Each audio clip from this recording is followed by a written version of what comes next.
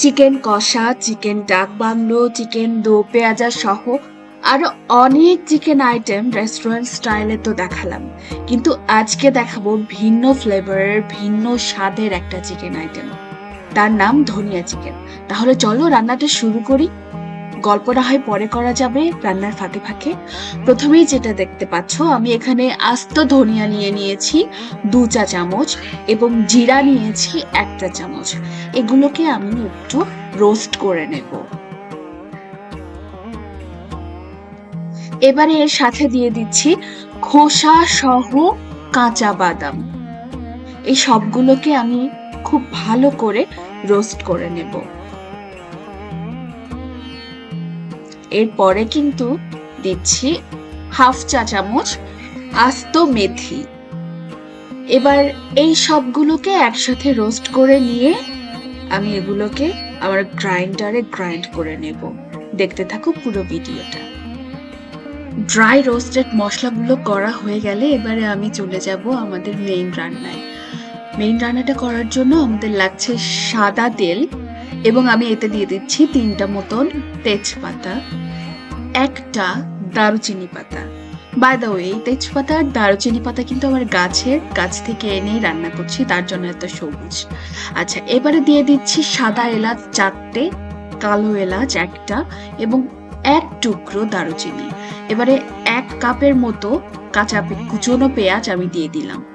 এই সবগুলোকে খুব ভালো করে ভেজে নিয়ে আমি মাংসগুলোকে তার উপরে দিয়ে দিব।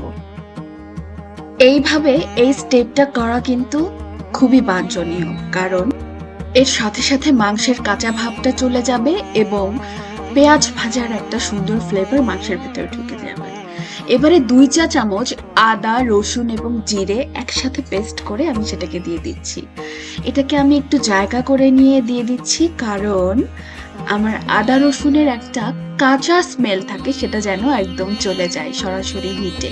এবারে সব মাংসের সাথে মিশিয়ে নেব। খুব ভালো করে এটাকে আমি ভাজতে থাকবো যাতে বাদ বাকি মাংসের কাঁচা গন্ধ, আদা রসুনের কাঁচা গন্ধ একদম মরে যায়। এই স্টেজে এসে আমি দিয়ে দিলাম 1 কাপ পরিমাণ টক দই। এবারে এই বিষয়টাকে খুব সুন্দর করে আমরা মাখিয়ে নেব। ধনিয়া অ্যাজ ইট ইজ হিউম্যান বডির ইমিউন সিস্টেমটাকে ভীষণভাবে বুস্ট করে এবং হজম ক্রিয়া বাড়িয়ে মেটাবলিক রেট বাড়িয়ে দেয়। ধনিয়ার গুণগান তো অনেক হলো। তোমরা কি আমার পেজটাতে লাইক দিয়েছো নাকি ইউটিউব চ্যানেল দা ফারিহাতে সাবস্ক্রাইবটা করেছো? যদি এখনো না করে থাকো চট করে গিয়ে সাবস্ক্রাইব করে এসো। এখন আমরা আমাদের রোস্টেড মশলার অর্ধেকখানা মশলা এতে দিয়ে দেব। ইউটিউব চ্যানেল দা ফারিহা সাবস্ক্রাইব না করলে কিন্তু তোমাদের কাছে নোটিফিকেশন একেবারেই পৌঁছাবে না, আর তার সাথে সাথে তোমরা কিন্তু খুব ভালো ভালো কন্টেন্ট মিস করে যাবে। এটা কিন্তু আমি আগেই বলে দিলাম। আচ্ছা, অনেক হয়েছে মার্কেটিং, চলো এবার রান্নায় ফেরা যাক। এখন কিন্তু আমি আমার স্বাদ মতো লবণ দিয়ে দিচ্ছি। লবণ দেওয়ার পরে আমি এই পুরো বিষয়টাকে খুব ভালো করে মিশিয়ে মাখিয়ে নেব। দেখবে লবণ দেওয়ার সাথে সাথেই একটু করে চিকেন থেকে পানি ছেড়ে আসছে। আর এই যে দেখো, একটুখানি হলুদ দিচ্ছি। হলুদ দেওয়াটার রিজন হলো, হলুদ একটা অ্যান্টিবায়োটিক। মাংসের ভেতরে বিভিন্ন রকমের উপাদান থাকে যেগুলো আমাদের শরীরের জন্য কিছু কিছু ভালো হয় না। সেই হলুদটা সেই বাজে উপাদানগুলোকে মেরে ফেলে, যার কারণে আমি একটুখানি হলুদটা দিয়েই দিলাম। এবারে যাতে আমার মশলাগুলো পুড়ে না যায়, খুব ভালো করে কষাতে পারি, সেজন্য একটু পানি দিয়ে দিলাম।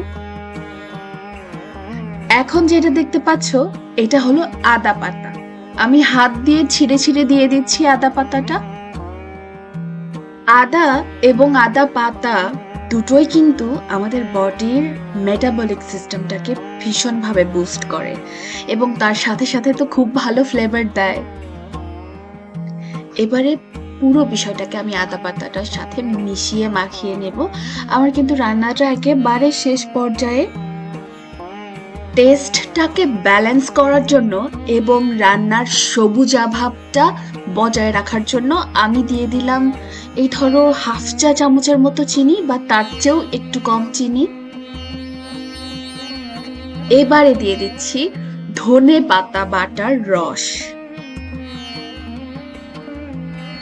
এটাই হলো এই রান্নার সবচেয়ে বড় আকর্ষণীয় বিষয়, যে তুমি প্রথমে দেখলে যে আমি অনেকগুলো করে আস্ত ধনে তেলে গুঁড়ো করে দিলাম, এবং শেষের বেলায় কিন্তু আমি দিচ্ছি ধনিয়া পাতার রস।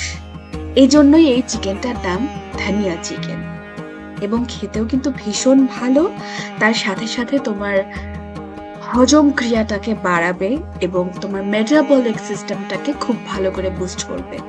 ওই যে বাকি মশলাটা ছিল সেটাকেও আমি এতে দিয়ে দিলাম। আমার রান্নাটা একেবারেই হয়ে গেছে।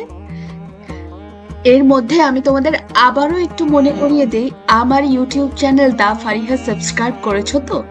এতদিন আমি ইউটিউব চ্যানেলটাকে ঠিকঠাক ভাবে মেনটেন করিনি, কারণ আমার কাছে ওরম ভাবে সময় ছিল না।